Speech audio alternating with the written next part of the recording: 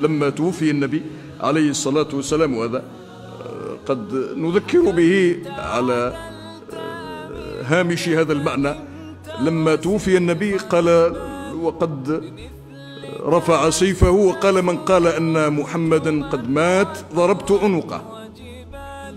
فصعد سيدنا أبو بكر إلى المنبر وقال: وما محمد إلا رسول قد خلت من قبله الرسل أفإن مات أو قتل انقلبتم على أعقابكم ومن ينقلب على عقبيه فلن يضر الله شيئا وسيجزي الله الشاكرين. من كان يعبد أيها الناس من كان يعبد محمدا فإن محمدا قد مات، ومن كان يعبد الله فإن الله حي لا يموت.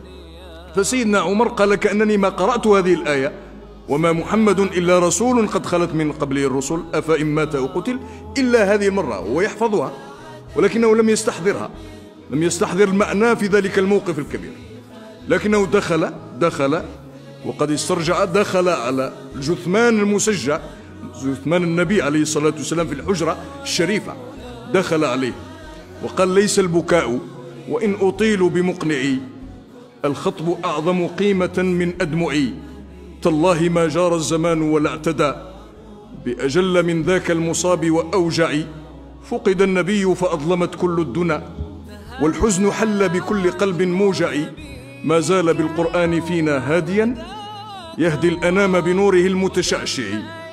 ثم نظر إلى جثمانه الشريف، قال له: بأبي أنت وأمي يا رسول الله، لقد كنت تخطب الناس على جذع نخلة، فلما كثر الناس اتخذوا لك منبرا، فحن ذلك الجذع إليك حتى وضعت يدك الشريفة عليه فسكت، فأمتك أولى بالحنين إليك. بأبي أنت وأمي يا رسول الله، لقد ذكرك الله بالعفو قبل أن يذكر لك الذنب، فقال: عفى الله عنك لما أذنت له. بأبي أنت وأمي يا رسول الله، إن الله جعل طاعتك طاعته، فقال: من يطع الرسول فقد أطاع الله. بأبي أنت وأمي يا رسول الله، إن الله تعالى أرسلك آخر الأنبياء وذكرك أولهم، فقال: وإذ أخذنا من النبيين ميثاقهم ومنك ومن نوح وإبراهيم وموسى وعيسى ابن مريم وأخذنا منهم ميثاقا غليظا. بأبي أنت وأمي يا رسول الله، إن أهل النار ليتمنون أن يكونوا اتبعوك وهم يعذبون في النار، وقالوا يا ليتنا أطعنا الله وأطعنا الرسول. بأبي أنت وأمي يا رسول الله، إن كان الله تعالى قد أعطى موسى أن ضرب بعصاه الحجر فانفجرت منها 12 عينا، فما ذاك بأعجب من الماء الذي نبع من بين أصابعك. بأبي أنت وأمي يا رسول الله، إن كان الله تعالى قد أعطى سليمان الريح غدوها شهر ورواحها شهر، فما ذاك بأعجب من البراق الذي ركبته من مكة وصعدت به إلى السماوات العلى، وعدت من ليلتك فصليت الفجر بالأبطح بمكة المكرمة.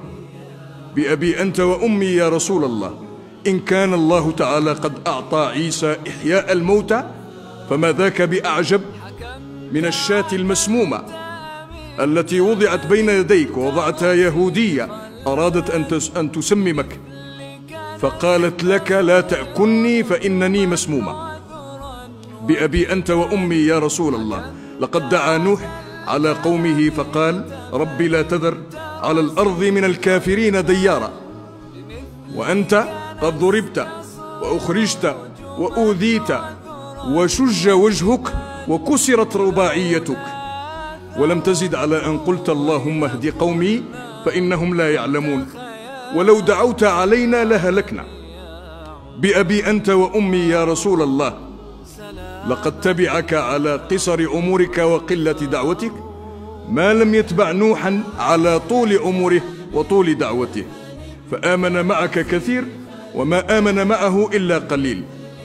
بأبي أنت وأمي يا رسول الله، لو لم تجالس إلا كفءا لك ما جالستنا، ولو لم تواكل إلا كفءا لك ما واكلتنا، ولو لم تتزوج إلا إلى كفء لك ما تزوجت إلينا، ولكنك جالستنا وواكلتنا وتزوجت إلينا وركبت الحمار وأردفت خلفك ووضعت طعامك على الأرض تواضعا منك يا سيدي يا رسول الله.